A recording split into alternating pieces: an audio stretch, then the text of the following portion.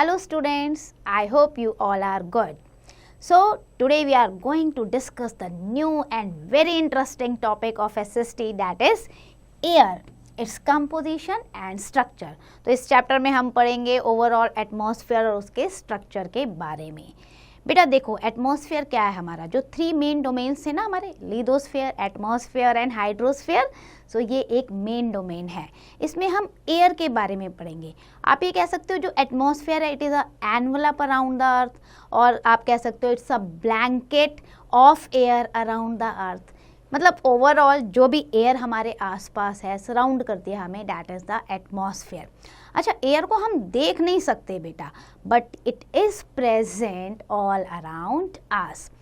Air जो है it always move from high pressure to the low pressure area. अच्छा, जो मूविंग एयर है उसे हम क्या कहते हैं, विंड कहते हैं। तो ये फ़र्क आपको पता होना चाहिए, moving air is not air, it is wind. Composition of air की बात करें बेटा, so as you can see in the diagram, आपका 21% जो है वो ऑक्सीजन है, क्योंकि एटमॉस्फेयर क्या है, जो आपका इसमें है ना मिक्सचर ऑफ गैसेज है, बहुत सारी गैसेज हैं, तो उसमें 21% ऑक्सीजन है, 78% आपका नाइट्रोजन है, और बाकी जो आपका ये येलो कलर का 1% आपको दिख रहा है, that is the other gases हैं पूरे एटमॉस्फेयर में जो प्रेजेंट हैं। सो आप सबसे पहले हम बात करते हैं 78% नाइट्रोजन की। नाइट्रोजन बेटा it makes up more than 3/4 of the air, as you can see in the diagram, है ना, 3/4 से ज़्यादा है।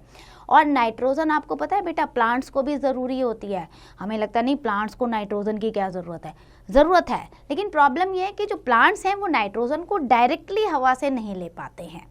तो क्या होता है, जो सॉइल के अंदर बैक्टीरिया होते हैं ना, या रूट्स के साथ जो बैक्टीरिया होते हैं, वो इस नाइट्रोजन को ऑब्जर्व करते हैं, फिर जिस फॉर्म में उसे चाहिए होता है ना प्लांट्स को, उस फॉर्म में उसे दे देते हैं। तो it means nitrogen is needed by the plants also.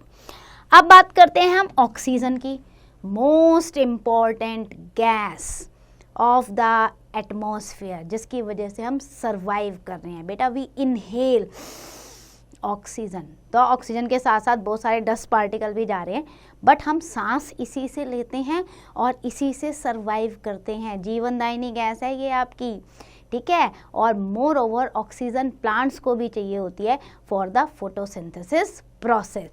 तो हम क्या करते हैं, हम ऑक्सीजन को कंज्यूम करते हैं, एनिमल भी कंज्यूम कर रहे हैं, इनहेल कर रहे हैं, और प्लांट्स जो हैं इसे एक्सहेल कर रही हैं, वापस दे रही हैं।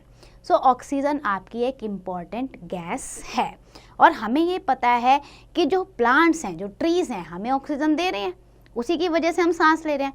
फिर भी देखो हम कितने इंटेलिजेंट हैं, हम पेड़ काटते रहते हैं, देखी जाएगी ऑक्सीजन कहीं और से ले लेंगे, isn't it? This is very wrong. अब आते हैं हम कार्बन डाइऑक्साइड पे, it is also very important. हालांकि 0.03% टोटल एयर का कार्बन डाइऑक्साइड है, लेकिन जब मैंने आपको बताया फोटोसिंथेसिस प्रोसेस, यानी जो हमारे प्लांट्स हैं ना बेटा, वो विदाउट कार्बन डाइऑक्साइड खाना नहीं बना सकते हैं। नेचर ना बैलेंस करके रखती है बेटा। देखो हमने ऑक्सीजन इनहेल की, ठीक है, अब कार्बन डाइऑक्साइड इनहेल किसने की है, वो इनहेल की है प्लांट्स ने। प्लांट्स कार्बन डाइऑक्साइड ले रहे हैं क्योंकि हमने एक्सहेल किया, छोड़ा जब हमने, तो हमने क्या छोड़ा है, कार्बन डाइऑक्साइड। वो कार्बन डाइऑक्साइड प्लांट्स ने ले ली, कैप्चर कर ली, और सन की प्रेजेंस में जो ग्रीन प्लांट्स हैं वो फोटोसिंथेसिस प्रोसेस के थ्रू अपना फूड बनाते रहते हैं, ग्रो करते रहते हैं, और जब वो ग्रो करते हैं तो वो रिलीज करते हैं ऑक्सीजन को। तो कार्बन डाइऑक्साइड बहुत इंपॉर्टेंट है प्लांट्स के लिए। मोर ओवर ये जो कार्बन डाइऑक्साइड है ना बेटा, ये हमारे टेम्परेचर को, हमारा जो अर्थ सरफेस है ना, इसको वार्म अप बनाए रखती है। इसको अगर ये कार्बन डाइऑक्साइड बिल्कुल ख़त्म हो जाए ना, तो अर्थ कूलेस्ट प्लेस बन जाएगा, बिल्कुल कोल्ड डेजर्ट, ठीक है, हम रह नहीं पाएंगे इस पे। तो ये उसे वार्म बनाए रखती है। बट प्रॉब्लम ये है कि नेचर ने हमें 0.03 दे रखी है, बट हम क्या करते हैं, हम जो एक्सट्रैक्ट, जिसे कहते हैं ना एक्स्ट्रा कार्बन डाइऑक्साइड, इतना ज़्यादा रिलीज़ करते हैं एयर में, जिससे टेम्परेचर इतना ज़्यादा हाई हो जाता है कि ग्लोबल वार्मिंग हो जाती है और नेचुरल इम्बैलेंस होना शुरू हो जाता है। अब नॉलेज विंडो की तरफ चलते हैं बेटा। आप देखो, a column of air weighing, क्या मेंशन है, about 1 ton, that is pressing us down all the time. My God, मतलब आप चल रहे हो ना, आपकी बॉडी पे हमेशा 1 टन एयर का भार है, but we don't feel this pressure. 1 ton अगर हमारे ऊपर कोई रखेगा तो हम ऐसे हो जाएंगे बेटा, हमें तो पता नहीं चलता, लेकिन 1 टन हमेशा एयर हमारे आसपास है, हमारे ऊपर है, तो हमें फील क्यों नहीं हो रही? Because of counter pressure with in our body. हमारी बॉडी में भी तो प्रेशर है, आर बॉडी ऑल्सो एक्सर्ट, तो वो प्रेशर टू प्रेशर काउंटर हो जाता है, इसलिए हमें एयर का प्रेशर अपनी बॉडी पे पता नहीं चलता है। अब हम बात करेंगे स्ट्रक्चर ऑफ एटमॉस्फेयर की, as you can see in the diagram also. बेटा, the envelope of air around the earth extend from height of about 800 kilometre to 1600 kilometre. 800 से 1600 किलोमीटर की हाइट होती है एटमॉस्फेयर की, और ये जो हाइट है ये वेरीज करती है। आप इक्वेटर के पास देखोगे तो बहुत हाइट तक आपको एटमॉस्फेयर नज़र आएगा, लेकिन अगर आप पोलर रीजन के पास जाओगे तो आपको हाइट एटमॉस्फेयर की वहाँ पे कम नज़र आएगी। अच्छा, ये जो हाइट के अकॉर्डिंग हमारी जो एटमॉस्फेयर की लेयर बनती है ना, इसको हमने 6 ब्रॉड लेयर्स में डिवाइड किया हुआ है। Troposphere, stratosphere, mesosphere, ionosphere, thermosphere and the last is exosphere. चलो इन स्फेयर को हम डिस्कस करते हैं डिटेल में।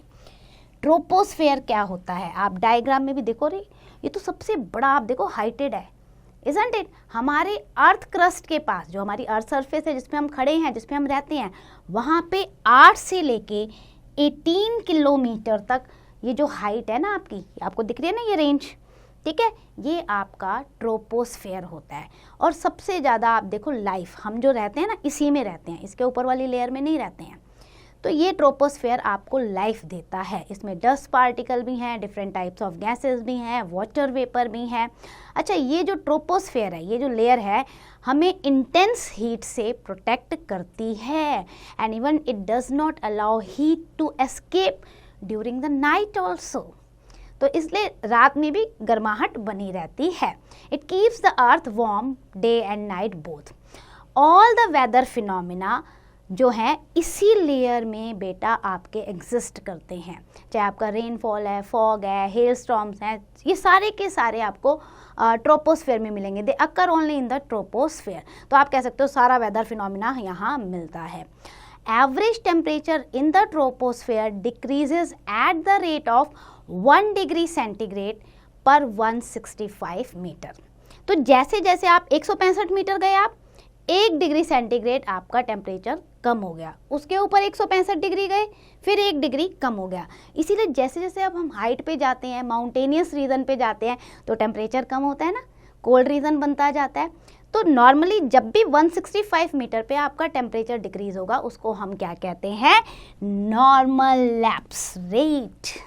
Okay, and the upper limit of this layer is known as tropopause, यानी कि यहाँ ये बाउंड्री है, इसके बाद अब नई लेयर स्टार्ट होने वाली है। तो जो नई लेयर स्टार्ट हो रही है ट्रोपोस्फेयर के बाद, दैट इज स्ट्रेटोस्फेयर। अच्छा, स्ट्रेटोस्फेयर बड़ा अच्छा है, क्यों? देखो 50 किलोमीटर तक इसकी हाइट होती है। हमारे लिए नहीं, यहाँ पे ना वेदर फिनोमिना नहीं होता, कोई बारिश वारिश का, तूफान उफान का यहाँ कोई इफेक्ट नहीं होता, बिल्कुल free from cloud and other weather condition. तो इसीलिए जो हमारे एरोप्लेन्स होते हैं, ये ध्यान से सुनना, ये स्ट्रेटोस्फेयर में उड़ते हैं, ट्रोपोस्फेयर में कभी भी नहीं उड़ते। हाँ, लैंडिंग के लिए तो उन्हें आना ही पड़ेगा, इजंट इट? बट जो मेन उनकी जो फ्लाई होती है ना, that is in the stratosphere only. अच्छा, आपकी जो ओजोन लेयर है, जिसे हम कहते हैं ना कि हाँ ओजोन लेयर हमें अल्ट्रावायलेट रेज से बचाती है, वो भी आपको इसमें मिलेगी। तो स्ट्रेटोस्फेयर के 2 इंपॉर्टेंट फीचर हुए, एक वेदर फिनोमिना से फ्री है और दूसरा stratosphere contain the ozone layer, and it ozone layer contents between the 15 to 35 kilometre.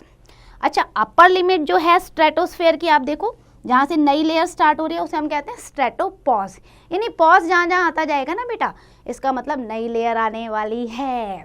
तो अब थर्ड लेयर की बात करते हैं, दैट इज मीजोस्फेयर।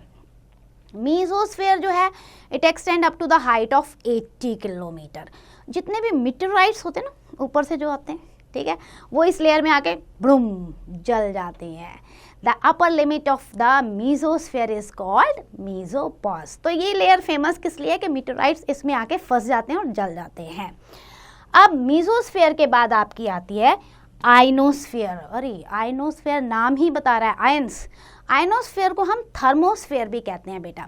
जितने भी आपके इलेक्ट्रिकली चार्ज पार्टिकल्स होते हैं ना, naturally electrically charge particle ions, वो यहाँ पर मिलते हैं। अच्छा, ये lies above ranging of 85 kilometre to 400 kilometre from the earth surface. इतनी इसकी हाइट है। और इसमें क्या होता है, air which reflect the radio waves होते हैं ना, जैसे मैं इलेक्ट्रिकली चार्ज पार्टिकल कह रही हूँ, रेडियो वेव्स वो भी यहाँ पर पाई जाती हैं। तो जितना भी हमारा वायरलेस कम्युनिकेशन होता है ये आइनोस्फीयर की वजह से होता है। देन थर्मोस्फीयर की बात करते हैं।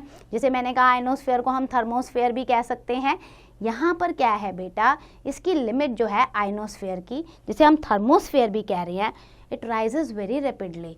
Ionosphere is the part of this layer, but scientifically हम इसको थर्मोस्फीयर का नाम देते हैं। अब बात करते हैं लास्ट लेयर की, दैट इज एक्सोस्फीयर। नाम ही बता रहा है कहाँ जा रहे हैं हम, the way to the space. इसकी रेंज क्या है, 400 kilometre to 800 kilometre, upper limit of atmosphere. इसके बाद एटमॉस्फेयर खत्म, यहाँ से आप सीधे स्पेस में जा रहे हैं।